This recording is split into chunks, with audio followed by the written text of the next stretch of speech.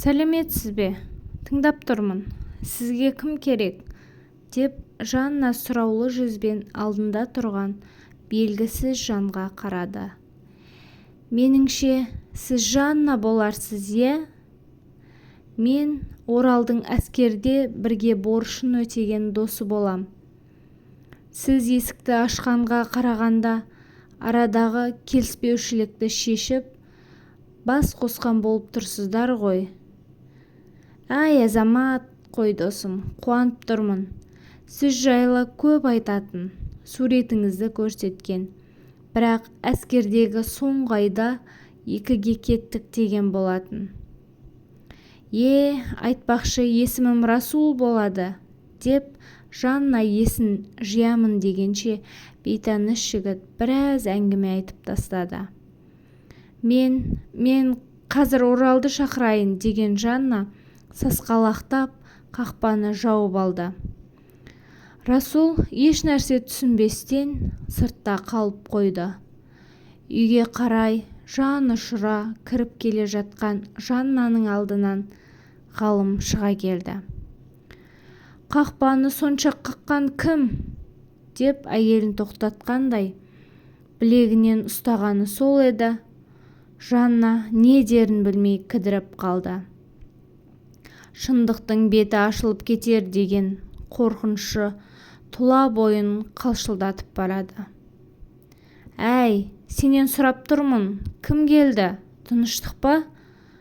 Бозарып кеттің ғой, деген ғалымның сөздері Жаннаны тығырыққа тірегендей болды. Оралдың әскердегі досы.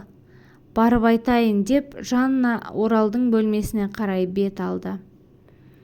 Есікті қақпай ентіге кіріп келген Жаннаны көрген Орал жатқан орнынан ұшып түрегелді.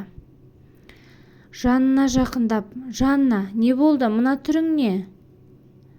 Анда, Расул деген келіп тұр саған, деген Жаннаның демі тарылып барады. Қандай Расул? Орал, қандай болушы еді, әскердегі досыңмын дейді. Мен туралы бәрін біледі. Сенің әйелің деп ойлап қалды. Бол, сыртқа шық, ғалым да далада, бір сұмдық болмасын. Хабарласпай жетіп келгенін ес, деген Орал жүгіре сыртқа шығып кетті. Жанна бөлмесіне келіп мазасыздана әрлі-берлі бөлмені кезе берді. Ой деген шіркін жүйрік емес пе? Бірер минуттың ішінде басына не келіп, не кетпеді. Ғалым шындықты біліп қояды деген қорқыныштан есінен танардай болып, не істерін білмей отырғанда бөлмеге ғалым кірді. Сенің несін ауысқаннан сау ма? Оралдың досын неменеге сыртта қалдырып кеткенсің? Тұр бар, дастархан жаса. Ұят болмасын. Ет сал қазанға, деп ғалым бұйыра сөйлей кетті. Ас бөлмеде аяқ-қолы дірілдеп шай қойып жүрген Жаннаның қасына Орал келіп, еш уайымдама, досыма бәрін түсіндірдім, деді құлақ тұсына сыбырлап. Адам деген алдын ала хабарлап келмей ме? Деп Жанна да сөйлеп қалды. Нөмірімді жоғалтып алыпты, деді Орал. Дастархан басында Орал, Жанна, Расул үшеуі үнсіз отыр. Аузы жабылмай әңгіме айтып отырған ойында ештеңе жоқ, тек ғалым. Әскерлегі достық керемет қой. Іздеп келгенің дұрыс болды. Мына жүгермектің әскерде қалай жүргенін айтып бер енді, деп ғалым күліп Расулға қарады. Бастапқы 6 ай оңай болмады аға, артынан үйреніп кеттік қой, деді Расул. Жанна мен Оралдың көз қарастарынан ақ Расул араларындағы махаббаттың әлі өшпегенін бірден байқады. Ауқаттанып алған екі дос оңаша қалып біраз әңгімелесті. Досым, бұл қалай болғаны? Деп Расул Оралға қарады. көріп тұрғандай сүйген қызым мен әскердегі жүргендегі ағамның қалыңдығы атанып деген Орал сөз соңын жұтып қойды. Қиын болған екен, амал не? Көнесің да енді, деді досы күрсініп. Жүрегім қанталап барады. Өмірімді жүргізе алмай-ақ қойдым. Қызғаныштан өртеніп барамын. Түн болса үйге сыймай кетемін. Ұйқы жоқ, деп Орал ішіндегісін досына жайып салды. Қауіптің беті кері қайтты ма? Терең дем алған Жанна түбі Оралдың осы досының кесірінен бәрі құрдымға кететінін Жанна мүлде сезбеген еді сол кезде. Расулдың 2-3 күнге қонақтап қалатынын естіген Жанна тағы да мазасыздана бастады. Болмайды Орал, байқамай аузына ие бола алмай қалып, масқарамыз шығып қалмасын. Не істесін оны істе, бірақ Расулды басқа жаққа алып кет, деген Жаннаға Орал ойымдай бермеші, Расулға бәрін түсіндірдім. Бәрі жақсы болады. Оның үстіне ғалымға өзім-ақ шындықты айтқым келіп жүр. Қашанға саған деген сезімімді тұншықтырып, жасырып жүру керек. Біз бір-бірімізді сүйеміз емес пе? Бақытты болуға хақымыз бар, дей берген Оралдың бетінен Жанна шапалақпен бір салды. Сен не деп тұрсың? Бәлкім мен сені сүйетін шығармын. Бірақ күйеуіме ешқашан опасыздық жасамаймын. Есіңді жи, ұқтың ба? Отбасымның шырқын бұзба, деп ашуға мінген Жаннаға күлкімді келтірмеші. Қайдағы отбасы? Күйеуің сені адам құрлы көрмейді емес пе? Кемсітіп, мұқатып отырады. Саған даусын көтерген кезде мен жынданып кете жаздаймын. Соны түсінесің ба? Деп жынданып Орал Жаннаға жақындай түсіп. Жанна бұл жолы үндемеді. Жанарынан парша-парша болып шығып жатқан көз жасы Оралдың кеудесіне тамып кетті. Жүрегі сыртқа шығып кетердей соғысын үдетіп, бір сәтке болса да іштегі тұншығып жатқан сезіміне ерік бергендей терең тыныстады. Оралда аңсарына айналған ғашығының жұпар иісін жұта берді. Алау оттай маздаған құштарлықтың жетегінде екі ғашық иісінен ауысқан жандардай есеңгіреп тұрды. Құлақ естімей, көз көрмей, тек ынтызарлықпен түйіскен екі жанның тұла бойы керемет күйге ене бастаған сәтті есіктің ашылған дыбысы шырқ бұзды. Ыстық сезімнің құшағында балқып тұрған Жанна мен Орал өздерін тез-ақ жинап алды. Орал, үйдесің бе? Деп ас үйге кіріп келген ғалым әйелі мен інісінің еш күмәнданбастан: Орал, ертең жеңгеңді ауылына апарып қайт, менің қолым бос емес, деді. Мақұл дегендей Орал келсе кетті. Таң көкжиектен енді атып келеді. Ұзын жолдың бойымен жүйткіп келе жатқан көлік ішінде Орал мен Жанна үнсіздікті жандарына желеу етіп, айтарға сөз таба алмай келеді. Екеуі де іштей бір-біріне деген сезімнің тұтқынына айналғандарын мойындап үлгерген еді. Шегі мен шеті жоқ мына әлемге сыймай бара жатқандай кезек-кезек ауыр күрсінеді. Ой мен сезімнің жетегінде арпалысып Жаннаның ауылына да жетіп қалды.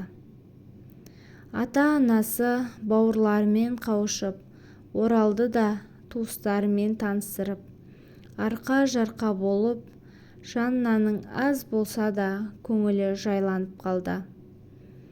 Қызым, күйеу бала неге келмеді? Деген анасына Жанна не деп жауап берерін білмей тұрғанда: «Апа, ағамның шаруалары шығып қалды, жеңгемді маған аманаттап тапсырды», деді Орал, жағдайды өз қолына алғандай болып. Әне-міне дегенше туған күн де аяқталды. Туған туыстармен қоштасып, Жанна мен Орал жолға шықты. Бұл сапар кері қайтар барлық жолдарды жауып, орны толмас қайғы-мұңға душар ететін ешкім де ойламады.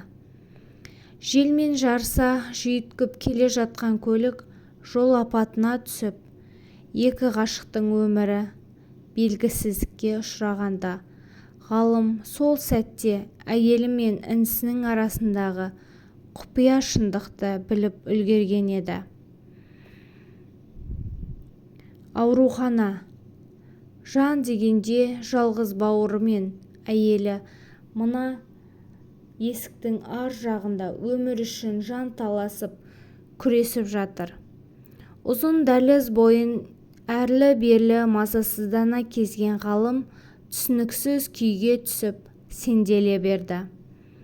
Ащы су ұрттап алып Расулдың «Әйелің мен інің сені ақымақ қылып жүр» деген сөзі құлағында жаңғырып, миын солқылдатып барады. Ота бөлмесінің алдында жандарын шүберекке түйіп отырған өз анасы мен енесіне көзі түскен сайын, әуелі алман қалған кейін көре жатармыз деп өз-өзіне басу айтқанымен, іштегі күйік қабырғасын қайыстырып барады. Қарсы алдында екеуі қасқайып тұрса, өлім тілеп қарғайтыны айдан анық емес пе? Бірақ өмірдің шеберлігін қарашы. Тағдыр бұл екі бейбақты жазалауды бастап кеткен сияқты. Ыза мен ашу, өкініш пен қорқыныш арпалысқа түсіп, ғалымның жан дүниесі құлазып бара жатқан сәтте, ота бөлмесінен қара терге малынған дәрігер шықты.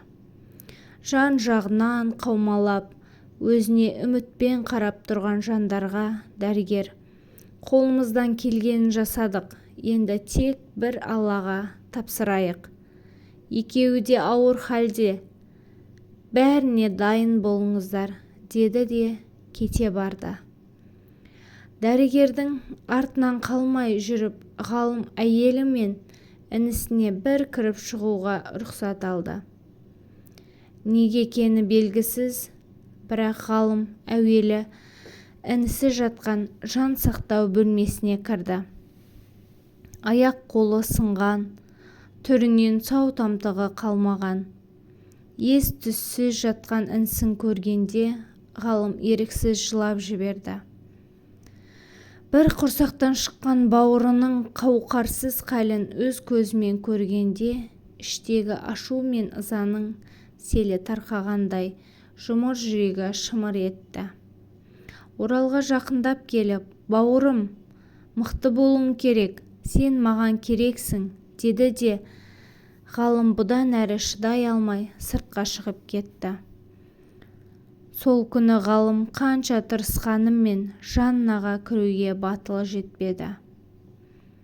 Бірнеше рет жан сақтау бөлмесінің алдына барады да түсініксіз күйде кері қайтты. Екі әулеттің көз жастары құрғамай таңда атты. Таңмен бірге Жанна да көзін ашып есін жиды. «Қыздарыңыз өз-өзіне келді, қауіптің беті кері қайтты. Бірақ әлі тым әлсіз, біраз уақыт ауруханада болады», деген дәрігерге Жаннаның анасы алғысын жаудырып жатты. «Балам, әуелі сен кіріп шық, сені көргісі келіп жатқан болар», деп ғалымға қарады. «Апа, сіз кіре беріңіз, мен кейін кірермін», деді де ғалым кетіп қалды. Күйеу баласының бұл қылығын түсінбей абдырап қалған енесі үндемеді. Арада бір апта уақыт өтіп, Жаннаны жансақтау бөлмесінен палатаға ауыстырды. Орал болса сол қалпы, еш өзгеріссіз өмір үшін күресіп жатқан еді. Осы бір аптаның ішінде ғалым бірде-бір рет әйеліне келмеді. «Қызым, бұл не жағдай? Күйеу баланың мұнысы не? Дәл қазір жаныңда болып қолдау көрсетпей ме? Бұл не масқара? Қойшы» деп бір үндемедім, екі үндемедім, бір апта өтті ғой, келмеді. Кеше Оралдың хәлін білуге төменге түскенімді көрдім, сол жерде екен. Тіпті амандасуға жарамады. «Әлде мен білмейтін бір нәрсе бар ма?» деп анасы қызын сұрақ астына алды. «Апа, қойшы, бәрібір ажырасамыз, келмей-ақ қойсын, ешкімді көргім келмейді.